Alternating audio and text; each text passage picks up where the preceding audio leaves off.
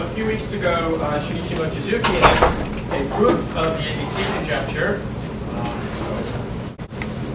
Various people are trying to come to an understanding of what it is that he has done, trying to read his papers. So I want to talk here about where the ABC conjecture came from, what it says, why we believe it, and what kinds of consequences it would have. Okay, so unlike Fermat's last theorem, which is a 300-year-old problem, this is a much younger problem, but it really lies, it's really a central problem in number theory. So let's begin. So here are Master and Osterley, David Master and Joseph Osterley. In 1985, the ABC conjecture arose in a discussion that they had, and it's less than 30 years old. And earlier this month, Shinichi Mochizuki announced he plopped 4 papers on the internet announcing a proof, building on the last 10 or so years of work that he's been doing towards this problem. He had a plan to prove the ABC conjecture, an approach that he's been working on for quite some time. So he seems to feels that he's succeeded. So I want to tell you a little about some aspects of Diophantine equations, which is the setting where the ABC conjecture, one of the settings where it naturally lives.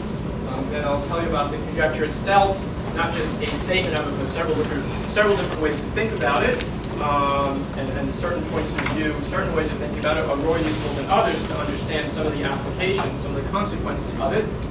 And then I want to spend a while talking about some of the consequences of the ABC conjecture. So I've probably prepared more consequences than will fit into the lecture, so I'm going to cut it short, but you can always ask any questions. So this quote of Dorian Goldfeld at Columbia kind of conveys why the ABC conjecture is considered so important, even though it's a comparatively young open problem as far as open problems in number theory are concerned. It really rather quickly became recognized as a really central problem connected to things that we know that are deep and things that we don't yet know but feel probably should be true.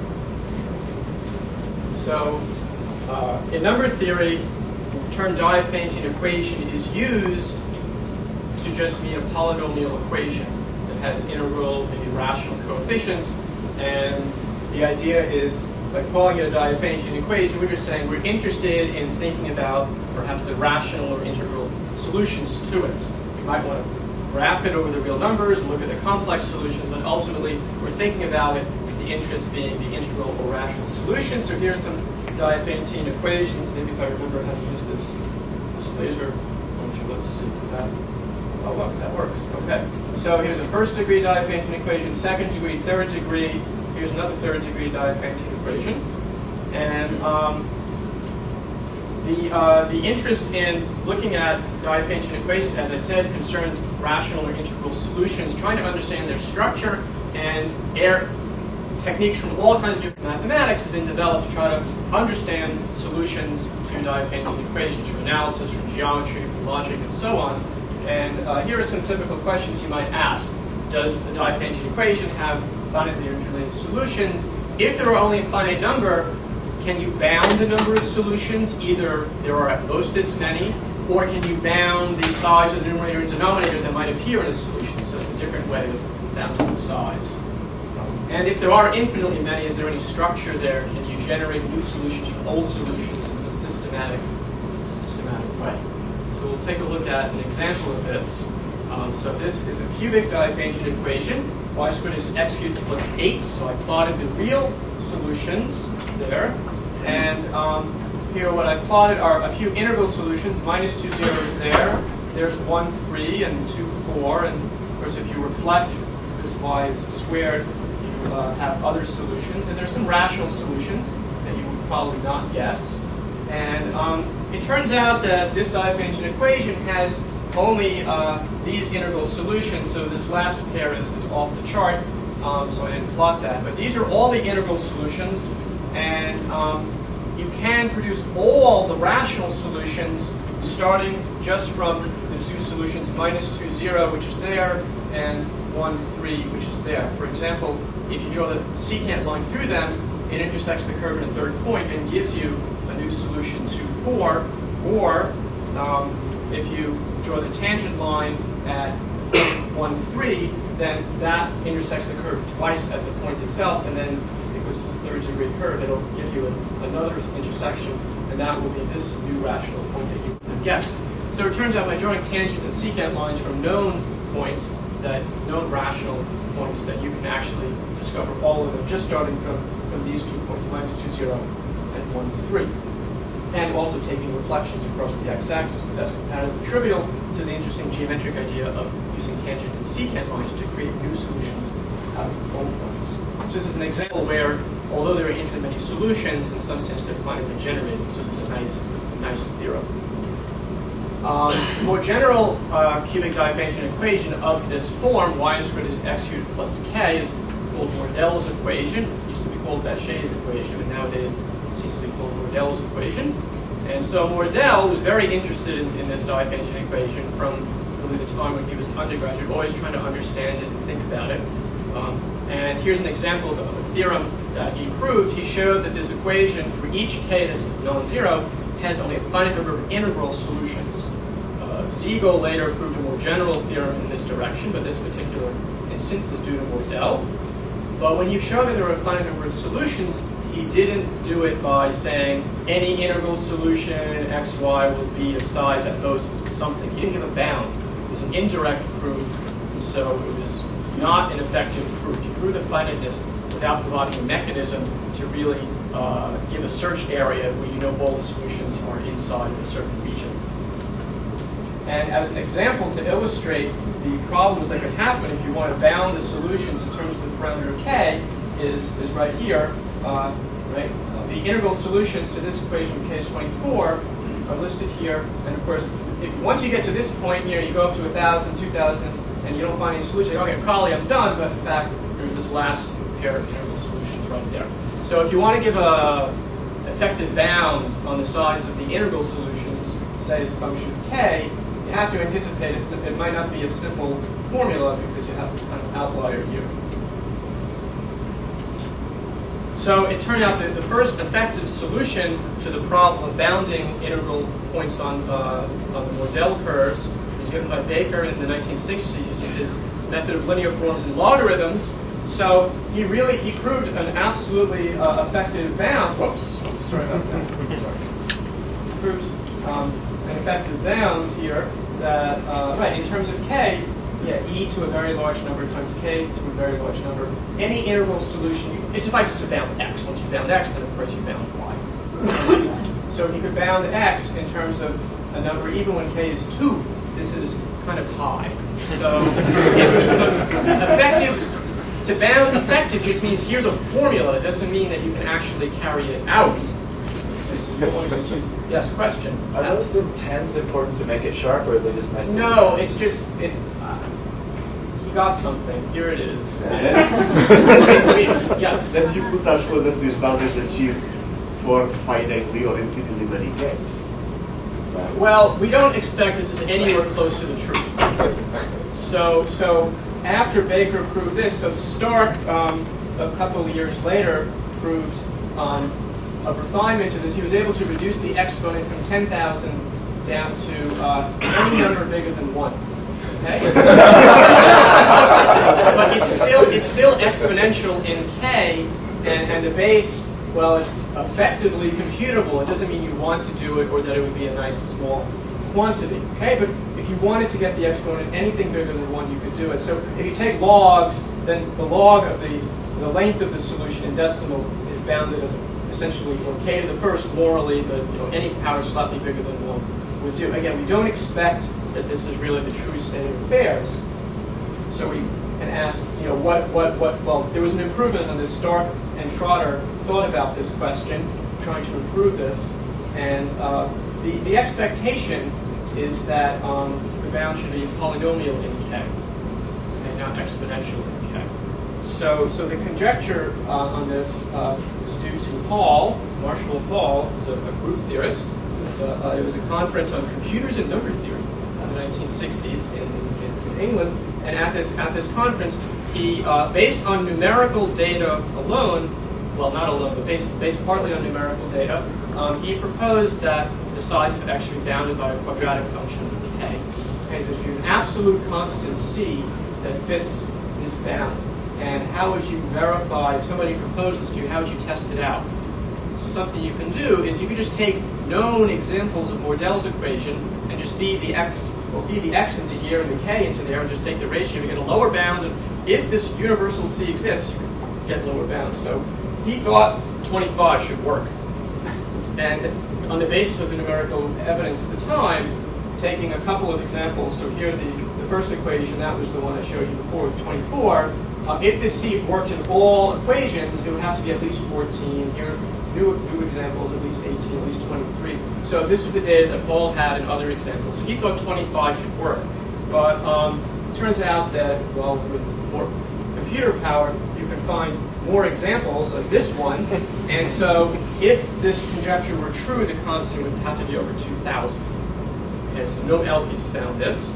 And so this, well, you might start to be suspicious about whether this conjecture is really true. And so it's negative. Absolute. I'm sorry. When I say k, of course, in the bound is absolute value of k. Yeah, right. But I mean, conceivably. In any case, so this is well, he studied all k. There's not expected to be a systematic distinction between negative k for these problems. So Stark and Trotter in the around 1980, they were talking about this, developing some probabilistic models, and they came up with the idea that maybe this conjecture would be more plausible, more realistic if you replace the exponent 2 simply by any exponent bigger than 2 multiplied by 1 plus epsilon. And so this is generally taken today to be the meaning of Paul's conjecture. Nobody's ever disproved the original version, but we understand today this is Paul's conjecture with an epsilon in it. We expect that for any epsilon there's a constant now c epsilon, depending on the epsilon, so that the bound on x should be at most k to 2 times 1 plus epsilon. And there's no statement in this conjecture about what the formula for c epsilon should be, but you could take examples like the ones from before and just try an epsilon equal to 1 or something else just to get lower bounds. So, for example, if we take epsilon to be 1, which makes the exponent 4, and we take our previous 4 examples, we get lower bounds on the constant in that case, and it looks like, for instance, maybe c1 is 1, and maybe absolute x is always bounded by k to the 4th. Okay, it's consistent with all this data. If we try, of course, we want epsilon to be taken small, so if we try epsilon to be a 10th, so now the exponent becomes 2.2, and then we see, well, if this constant for 1/10 existed, it would have to, well, in the green example, it would have to be at least up around 124, and not as bad as 2,000. In any case, so this is taken to be Paul's conjecture, what more do I want to say about this? Well, I guess nothing else. So we'll come back to Paul's conjecture later. So it's something just to keep in mind. Okay, the exponent maybe is not quite right, but we'll adjust it by 1 plus epsilon. So the Diophantine equations we've seen so far, the exponents are always fixed. It's the x's and the y's we're looking for. There are also exponential Diophantine equations where the exponent is also one of the parameters of Fermat's theorem is a famous example. Another famous example is Catalan's conjecture. The only consecutive powers are 3 squared and 2 cubed. Okay, so these are both now settled, unconditionally settled by Wiles and Michailescu. And using Baker's techniques, remember those nice effective bounds from before on the Mordell equation, it was shown in the mid-70s that it is possible to, in the case of Catalan's conjecture, though it was settled only within I guess 10 years ago, long before then, in the mid-70s, it was proved that any solution to Catalan's equation does have m and n bounded below by 10 to the 17th, and for any, so that's a finite space for m and n, and for each m and n, there's a finite space for x and y, kind of the Baker kind of bound. So it's completely impractical to find, but effectively it shows the Catalan conjecture is true up to a finite number of possible counterexamples, which can be effectively bounded, but not practically bounded.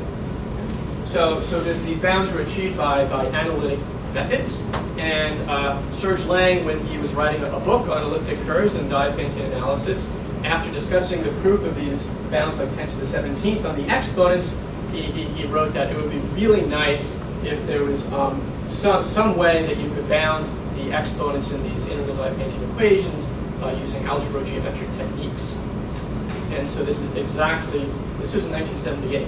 And so this is exactly what this is one of the directions the ABC conjecture addresses, to provide systematic, better ways of thinking about exponential Diophantine equations, like these two Diophantine equations.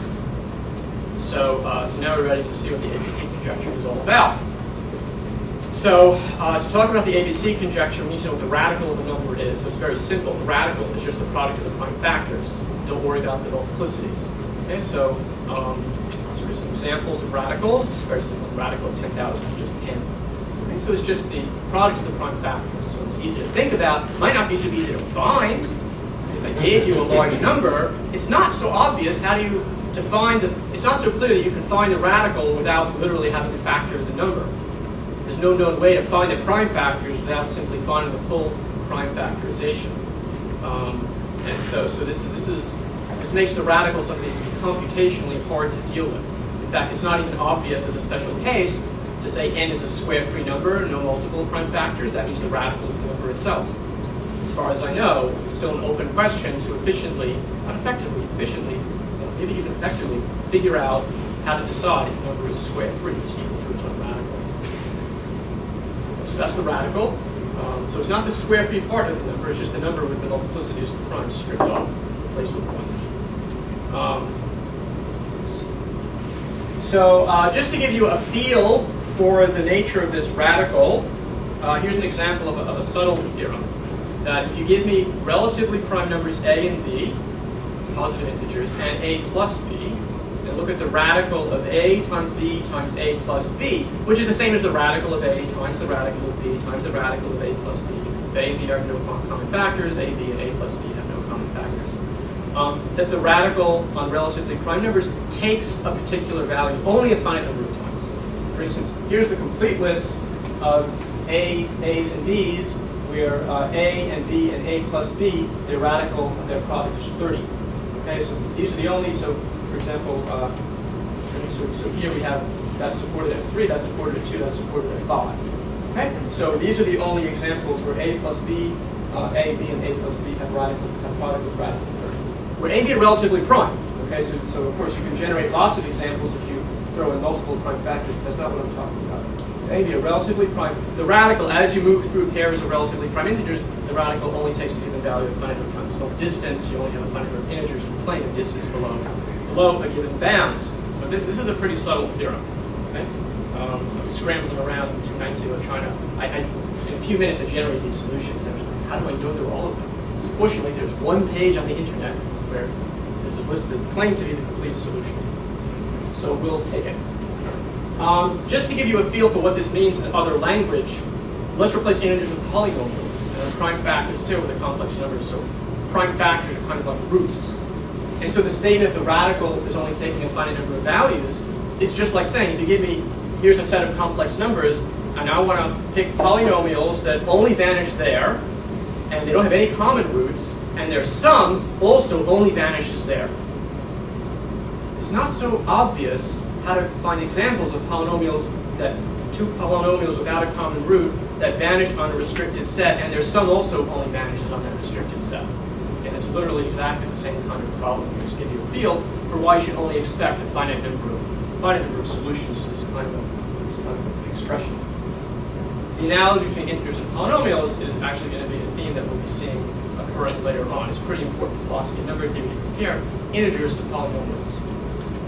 So the entry point into the ABC conjecture is the following fact, which one can observe numerically, that if you have relatively prime numbers, that their sum is not often bigger than the radical of a times b times the sum.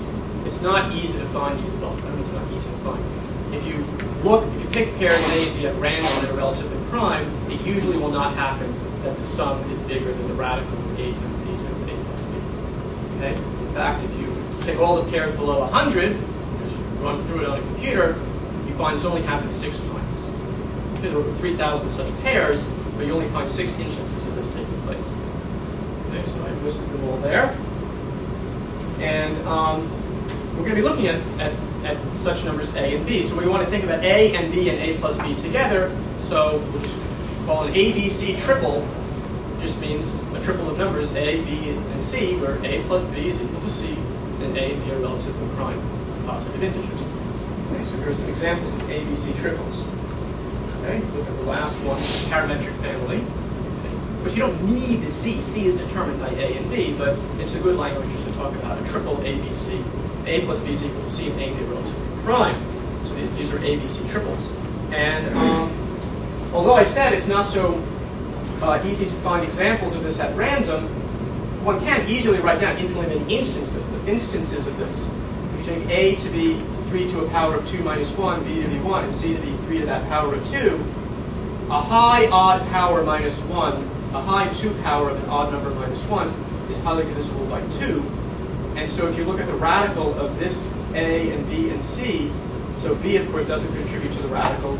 The radical for A, that has such a high power of 2. Get rid of 2 to the n plus 1 inside of here. And that's the upper bound of the radical of A. And the radical of C, well, that's literally 3.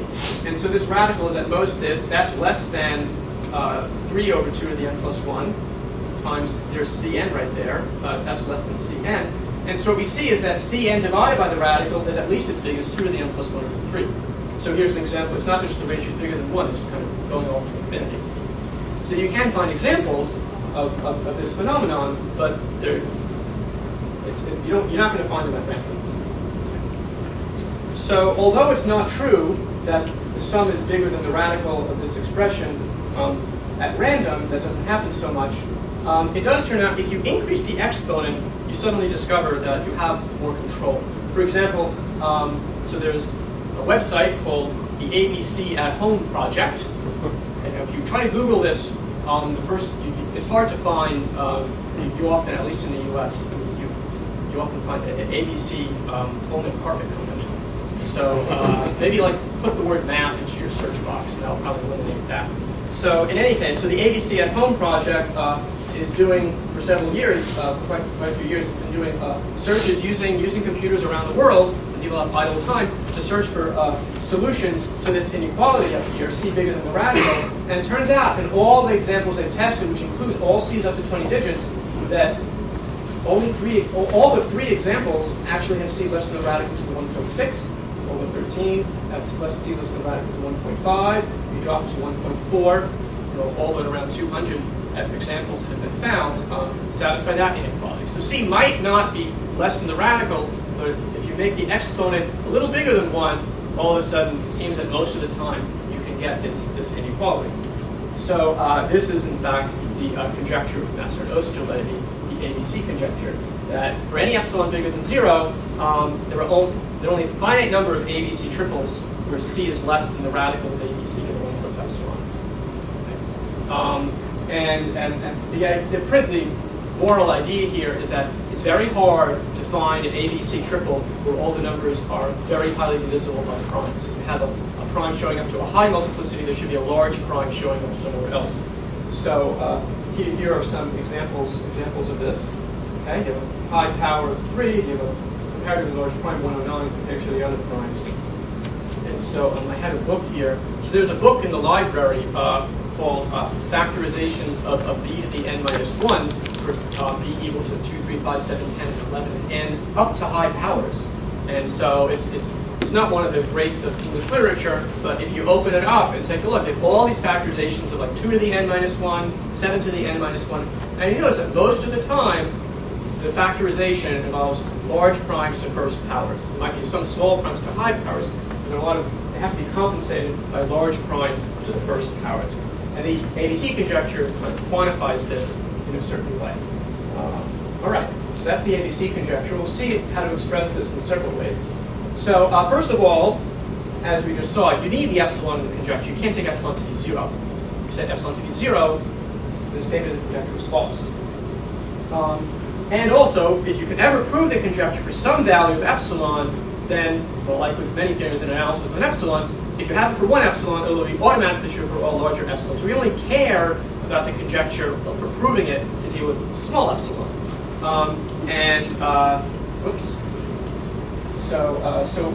Maybe I'll touch on that at the end of the talk in terms of what Mochizuki seems to have done.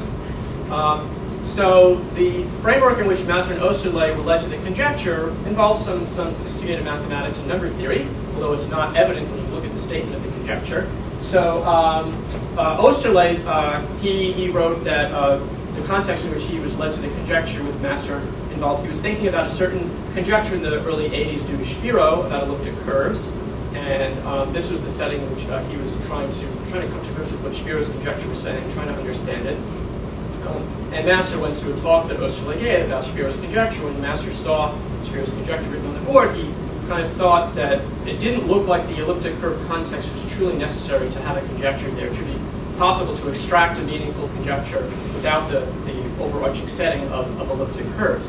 And so they talked about it, and the ABC conjecture is what came out.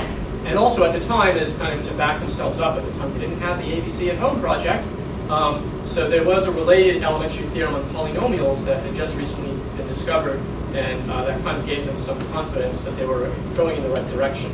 So it is often written that the Fermat's theorem was one of the motivations for the ABC conjecture, but Osterley wrote that they realized right away it was one of the consequences if it were true, but that was not on his mind when they were developing the conjecture itself.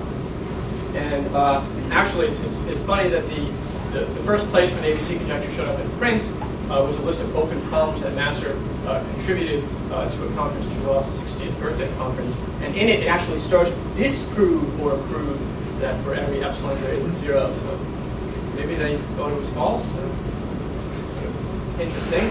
Okay. So let me show you how we can reformulate the ABC conjecture. So the first way that I already gave is that there are only a finite number of triples where C is less than the radicals of the 1 plus epsilon if you for any epsilon bigger than 0. But you can get rid of the finitely many exceptions for that epsilon just by inserting a constant. Okay? So this turns out to be the equivalent way. For every epsilon bigger than 0, there's some constant, kappa epsilon. I'm not telling you the formula for it. There's some constant kappa epsilon, so that every ABC triple has C less than that constant times the radical to the 1 plus epsilon. So one direction is very easy. From the first to the second, you just can insert a constant to cover the exceptional cases.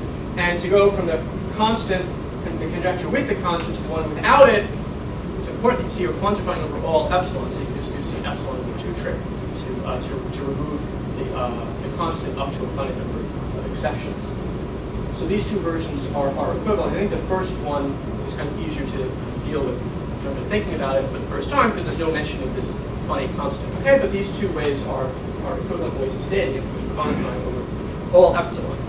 So in terms of the behavior of this mysterious constant, it is known that as epsilon goes to 0, this constant, it has to go to infinity. You can just test if the conjecture were true on well-chosen triples, that constant has to get large, but you can show that it cannot get large as an inverse fixed power of epsilon. And anytime you see x to the epsilon for all epsilon bigger than 0, you may think, oh, can't I just use a power of log or some known function that grows in that way to remove the epsilon?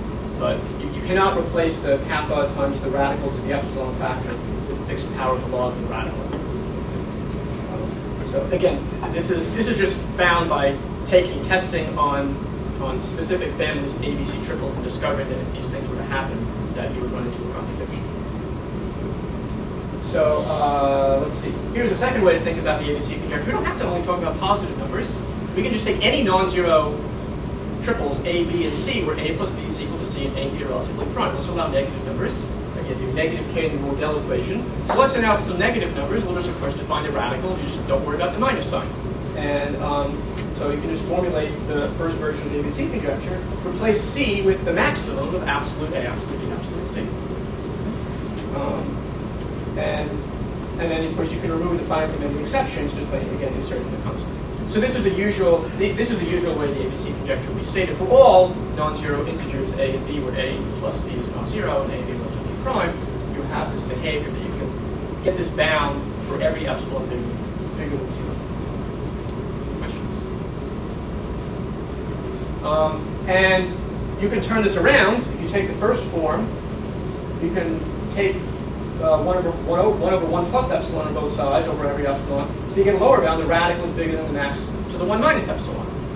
Okay? And this will actually be a useful way to think about the ABC conjecture if I have time to discuss a particular application to Diophantine approximations.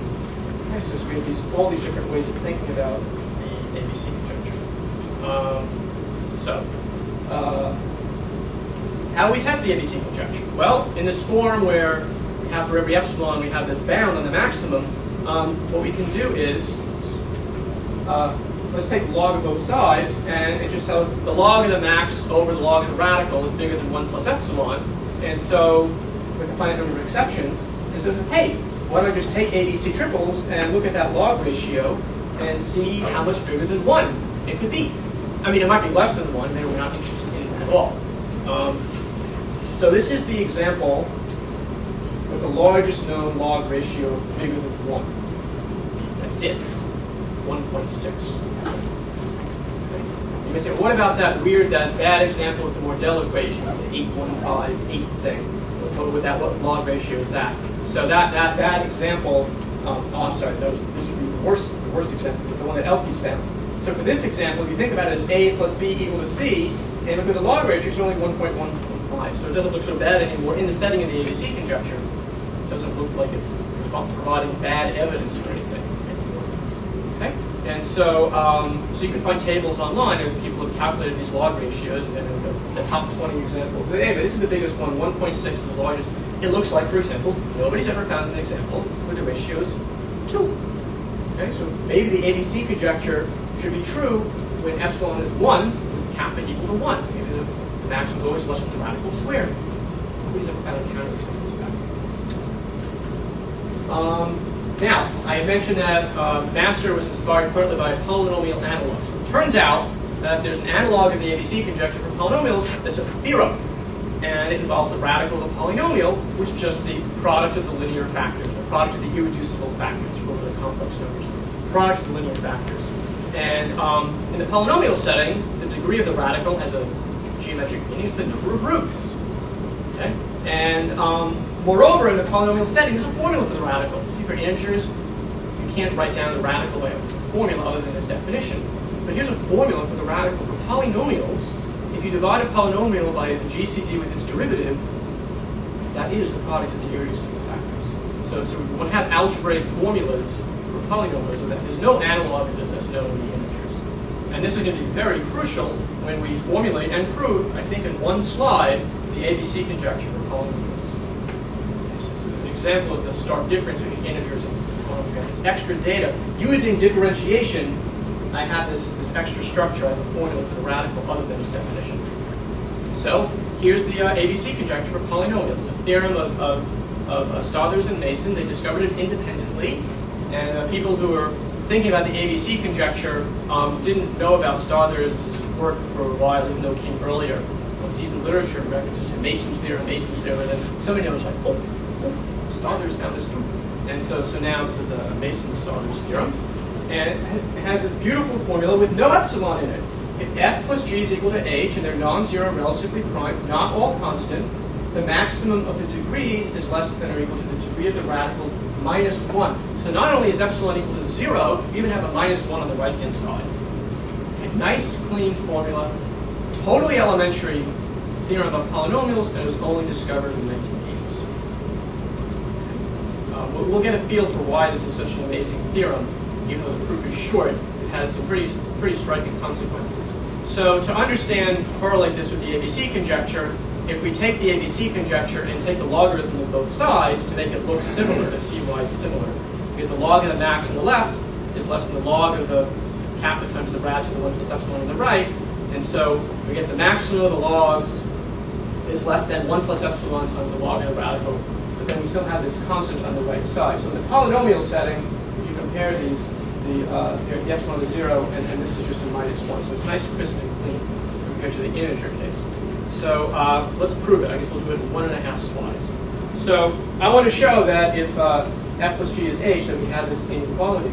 So what we're going to do is we'll divide by f. 1 plus g over f is h over f, and differentiate. You can't do that in the integers. Differentiate, use the quotient rule, and put it in the denominator. So we have this equation. And notice that on the left side, this is divisible by the GCD of f and f prime, is a factor of both. and the GCD of G and G prime is a factor of both. On the right side, the GCD of H and H prime is a factor of both. And these three GCDs have nothing in common because F, G, and H are relatively prime. So these GCDs all have to divide this common expression. And what we're going to do now is just take the degree of this, S be less than or equal to the degree of that. And notice, of course, the degree of this is at most degree F plus degree G minus 1. So that's what we have. The degree of the GCD product is at most that. And the radical of each polynomial is itself over the GCD. So the GCD of the degree of the GCD is equal to the degree of F minus the degree of the radical. And so the sum of these degrees is the sum of the GCDs, the sum of the degrees of polynomials minus the degree of the radical of the product. And so if you put this into here and you cancel the degrees of F and G, then you get the degree of H is less than or equal to the degree of the radical minus 1. But there's nothing special about the roles of F, G, and H. I can just rewrite the equation as F minus H equals 2 and run through it with minus H instead of H. Everything, the degrees don't change, the radical doesn't change. And so the same argument shows that the other polynomials have to be given by the same bound, so the maximum degree is at most this much. Okay? So that's the proof. Yeah. Wow. Okay, that didn't take much effort, but it's not clear that the theorem is really so important, so we'll see some applications shortly. But I want to quickly address the question of, so since we have this nice solid inequality here, when do we have equality? When is the maximum of the degrees equal to the degree of the radical minus 1? And this is a nice question because it touches on a geometric interpretation of the ABC conjecture for polynomials. So for polynomials, if F plus G is equal to H, the maximum of the degree of all three is the same as the maximum of the degree of any two, because the degree of the third is at most the degree of the other two. Okay, obvious. But the point is, and you don't lose any information by just focusing on two of the polynomials, because you can recover the third, it's just taking 1 minus the ratio of the other two. And so this is interesting because see, the maximum of the degree of two polynomials that are relatively prime has a geometric meaning. If you think about it, F over H as a rational function of the Riemann sphere to itself, that maximum of degrees is the degree of the mapping, which means it's the number of inverse images of all the fundamental points. The size of their inverse image is given by this maximum. At other points, it might be less, those are the ramification points. And so this number has an important geometric interpretation. And in fact, if we look at the Mason-Stoddard theorem again, so on the left-hand side, we can replace it. So on the left-hand side, we have the maximum of the degrees of all three. That's the degree of this mapping. But on the right-hand side, F, G, and H, well, F and H are in F over H. G is the numerator of 1 minus F over H. And the radical counts, the degree of the radical counts the number of zeros. And so you can interpret the degree of the radical as the number of zeros and poles. No multiplicities of F over H and 1 minus F over H minus 1. And so here's a geometric expression. Here's an expression of the Mason-Stoddard theorem purely in terms of the rational function. F over H is a mapping of the Riemann sphere. And in this context, you can show that the equality occurs exactly when the rational function F over H is unramified outside 0, 1, and infinity. You can write down infinitely many examples where the equality, from this point of view, one can create examples of infinitely many times where the equality is achieved. In some sense, the ABC conjecture in the integers is somehow a theorem of ramification, but it's pretty subtle. And I should say that these instances where the equality is achieved, these are called Bellier maps, F over H. This is a more general construction doing Bellier for other fields of functions besides rational functions, and places where the generalized ABC conjecture for polynomials achieves equality, these are called Bellier maps. I'm not going to give an exact definition here, but we'll see this coming up later. So in the integers, we could be inspired by this and realize that the ABC conjecture is a theorem about is a statement about rational numbers. Because A plus B is C, divided by C. A over C is a rational number. It cannot be 0 because A isn't 0. It cannot be 1 because B isn't 0. It's rational, C isn't 0. And then you can recover B as the numerator of 1 minus a rational number. So you could formulate the entire ABC conjecture as something about rational numbers other than 0 or 1, which on the projected 1 you can think of as points in the projected 1 over Q besides 0, 1, and infinity, which kind of makes a vague connection with this complex interpretation. So I'm not going to go more into the details on this. I just want to give you an indication that there are some interesting geometric directions to think about the ABC conjecture in the function case. So now let's take a look at the consequences of the ABC conjecture. What kind of things can you draw from it if it were true? And something to pay attention to is which epsilon are you actually using? Okay? Some applications might need all epsilon bigger than 0, or just all small epsilon. Others might just work if epsilon is 1. That would be good enough. Because maybe someday, well, apparently Kochizuki has a proof in the general case, but if somebody might have a proof just when epsilon is 1, that already has some consequences. So the first consequence one should see is Fermat's last theorem. So with the ABC conjecture, we can prove that Fermat's last theorem is true, except perhaps for a finite number of examples, which we can effectively bound if we can make effective the constant of the ABC conjecture. So let's assume that x to the n plus y to the n is z to the n, and you can n at least 3. And let's clear out the GCD of x and y, divide through by that, so there's no harm in assuming x and y are relatively prime. And so that gives us x and y relatively prime, and so the equation is exactly set up as an a plus b equal to c, with a and b relatively prime. And so let's feed a plus b equal to c into the ABC conjecture. And so there's your c, at most a constant, times the radical of the product of the 1 plus epsilon. And here you see the radical, we can get rid of the exponents. And then we can bound the radical of the product just by the naive bound, the number itself. So the exponent is now gone. There's no n on the right-hand side anymore. Okay? And x and y, everything's positive integers, x and y are less than z, so we can bound this by z cubed. So already, see, there's a striking z to the n, at most a constant times z to the 3 plus epsilon. We should be able to bound n pretty easily from this. If n were bigger than 3 times 1 plus epsilon, you divide by this power, and you can solve, you get an upper bound on z. And if n were really large, whatever this number is, this is going to eventually be less than 2, forcing z to be 1, which is impossible. So n is effectively bounded to less than this, or if it's bigger than this, then it's still less than something in principle, depending on kappa epsilon. So we can get a bound on n. If there were a counterexample of Fermat's last theorem, you could bound n. And then, once you can bound n, if we supposed that we could prove the ABC conjecture for epsilon less than a third, then as soon as n is bigger than 4, which is bigger than 3 times 1 plus epsilon, then in this inequality you can get this bound on z for all these n. And so for all n below the bound that you already have, any counterexample would have to have z below an effective bound, and that gives you a finite search space. Okay? So Fermat's last theorem will be verified up to a finite number of counterexamples effectively. Okay? And in fact, if the ABC conjecture were true when epsilon is 1 and the constant is 1, then the same argument would show that Fermat's last theorem would actually follow by this argument for all n bigger than 6. And it was known for 3, 4, and 5, and 6 for quite some time. Okay, so that would be an interesting resolution of Fermat. Okay, one page. Why don't you look at proof of the ABC conjecture? Epsilon equal to 1, with the constant equal to 1. But even if we didn't have that, the general case, we see Fermat falls out with a finite number of exceptions. Now let's apply the known Mason-Stothers theorem to Fermat for polynomials. If f plus g equals h to the n, I want to show you n is less than 3. Again, we can divide by the GCD, everything's homogeneous, so they're relatively prime. So the degree of all 3 is less than the degree of the radical of the product minus 1. You can get rid of the exponents on the right-hand side, because you're taking the radical, it doesn't matter. And so on the left-hand side, n times each degree is at most the degree of the, and of course the degree of the radical is at most the degree of the product. And so if you just add everything up, on the left-hand side, n times the degree of the product is less than or equal to 3 times the degree minus 1 is less than 3 times the degree. Cancel, n is less than 3. Done. So that's interesting. And so the Mason-Stothers theorem, it seems like it doesn't have any meat to it, but it lets you a pretty quick proof.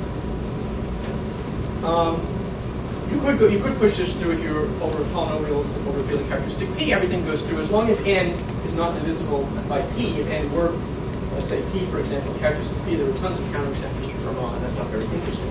So we'll move on. So let's look at Catalan's conjecture. The only consecutive powers are 8 and 9. So for Catalan's conjecture, if we had a counterexample to Catalan's conjecture, I want to show how you can bound m and n. So, of course, from this equation, x and y are necessarily relatively prime consecutive powers. So For the ABC conjecture, let's rewrite that as y to the n plus 1 is x to the n ABC. So c is less than constant, radical of the product, so the 1 plus epsilon. Get rid of the exponents, bound the radical of the product in the obvious way by the product itself. And so we have this inequality, x to the n is less than that. From this equation, y to the n is below x to the m, so you can have y in terms of x, and you can stuff that into here. So x to the n is less than kappa x to the 1 plus m over n, and you can pull an m out. Pull an m out, you get m times 1 over n plus 1 over n. But m and n are at least 2, and they're different. So this sum here is at most 5/6. And so x to the m is at most this constant, x to the n times 5/6 1 plus epsilon. And you can just do some manipulations, and you eventually find that if you prove ABC for epsilon up less than a fifth, for even one instance, then you can bound x, and then you can bound y, and then if m and n are really large, these bounds become less than 2, which means x and y are 1, which isn't the case. So m and n are effectively bounded, and then for each of those bounds, you get effective bounds in x and y. So we get Catalan up to a finite number of exceptions, which, as I said, was known in the mid-70s, but this is a completely different approach. And if we could find kappa epsilon, even one example would have bounds on x and y. So we get Catalan up to a finite number of counter examples. It doesn't prove the full Catalan conjecture, just up to a finite number of counter examples. What's the Catalan conjecture for polynomials? Suppose f to the m minus g to the n or equal to 1, where m and n are at least 2. F and g are necessarily relatively prime. So we'll do Mason's style. So a polynomial plus polynomial equals polynomial. The degree of each one is at most the degree of the radical minus 1. Get rid of the exponents. Degree of the radical minus 1. Pull down the exponents. n degree less than the degree of that, so at most the degree f plus g less than strict inequality. Get rid of the minus 1 there.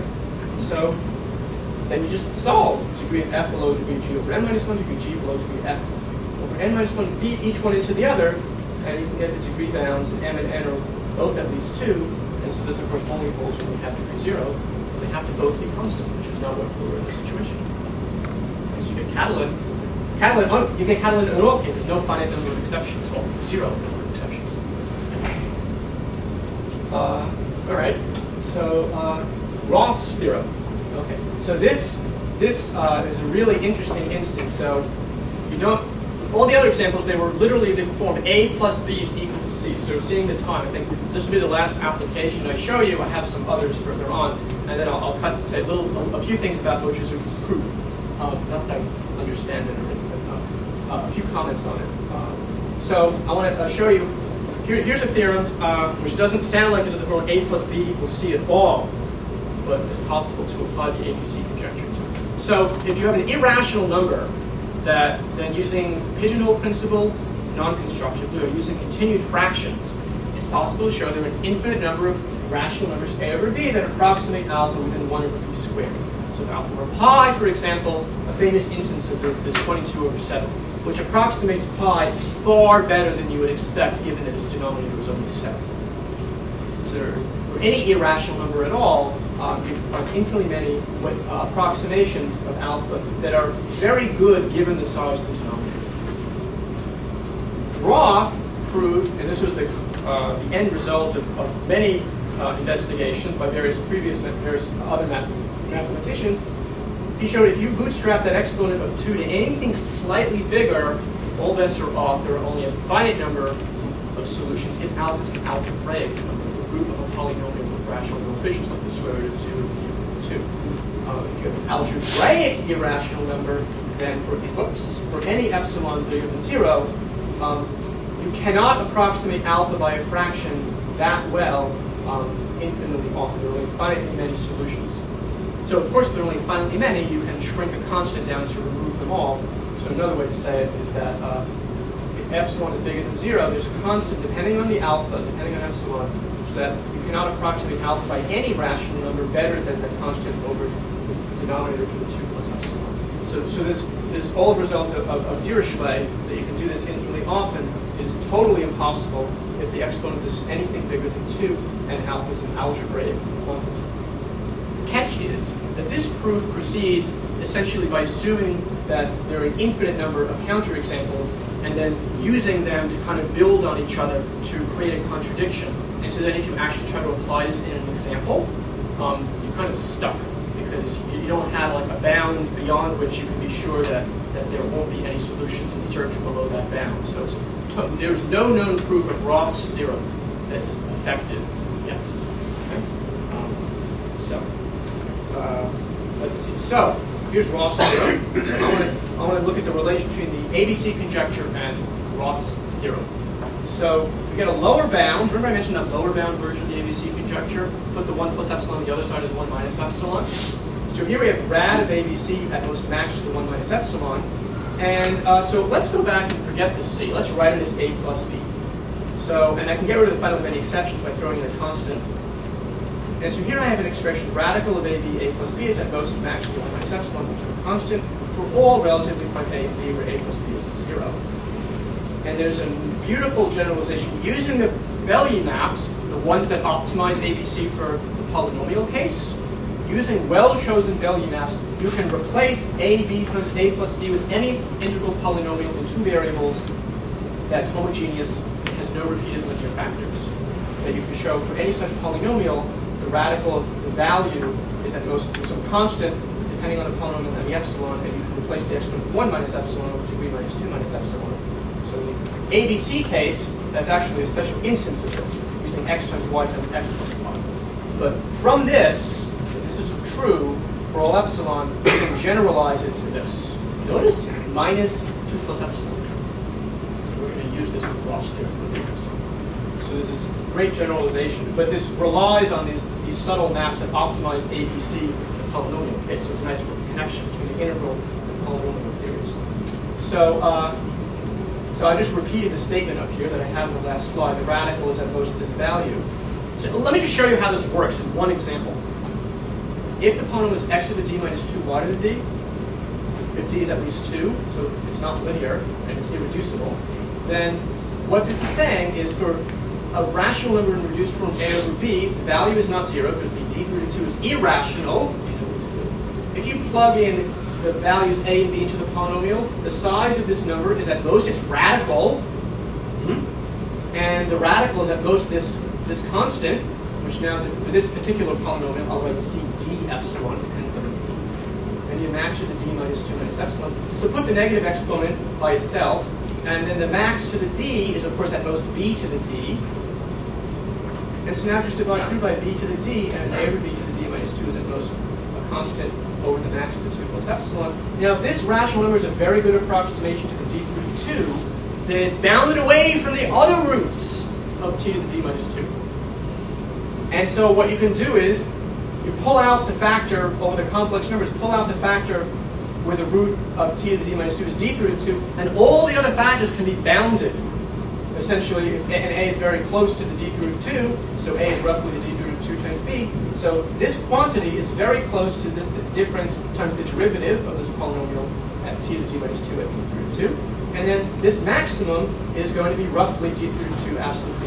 There's just a constant, there's just a constant, and so you can just suck that into the c d epsilon, and there you get Roth's theorem for the d to the root 2. So, in fact, in the same way, you can prove the full Roth's theorem from the ABC conjecture, which at first is like, but this is about approximating irrational numbers. Where's the a plus b equal to c? So there are a lot of surprising ways that the ABC conjecture has been used. Okay? So since I'm already a little over time, I'm just going to cut. Oh, and of course, if we can make ABC effective, this would be effective. So I can't do a boring problem with an application object. Oh, so it turns out that Paul's conjecture is essentially equivalent to the ABC conjecture. With the epsilon, it's essentially equivalent. So Mordell's equation first seems so idiosyncratic. Who cares about y squared is x equals k? So it turns out, in a certain sense, they're actually equivalent to each other. So that's an interesting surprise there. The Mordell's equation is much more important than you think. And so I just want to address 2 possible questions you might have about Mochizuki's proof.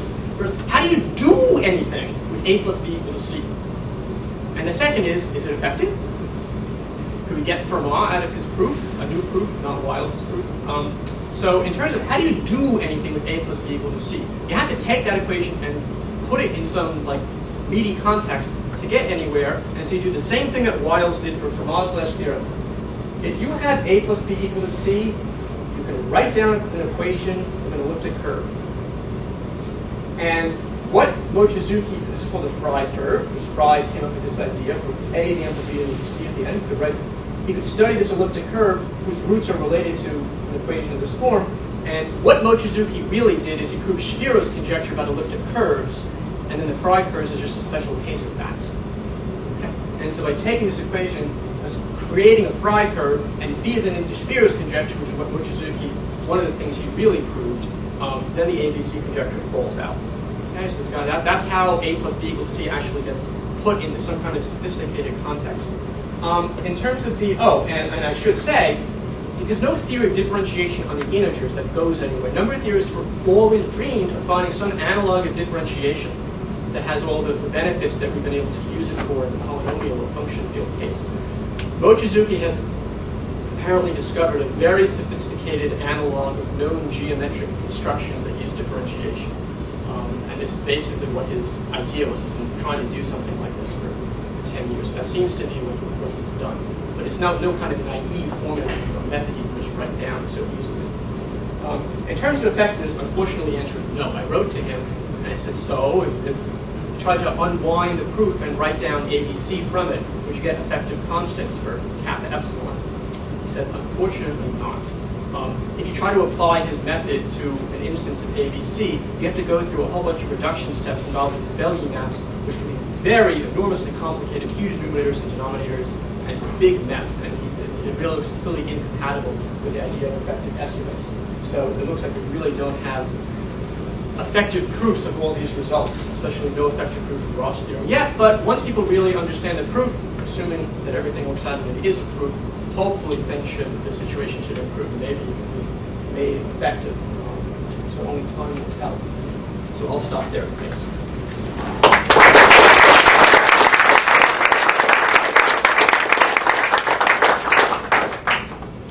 Any questions? Yes. Question. Yes. So, how long were, say, things like Fermat's last theorem, these simple conjectures for polynomials unknown? The Fermat's last theorem for polynomials, that was proved by Liouville. That was proved in the 1850s by other methods. Okay. Yeah. So Fermat for polynomials is definitely not an open problem, but the techniques to attack it were completely different. So these are just remarkably simple ways of solving these problems that otherwise are harder. That's right. The Catalan thing, that in principle that was like known. Yeah, that was known earlier also. Yes?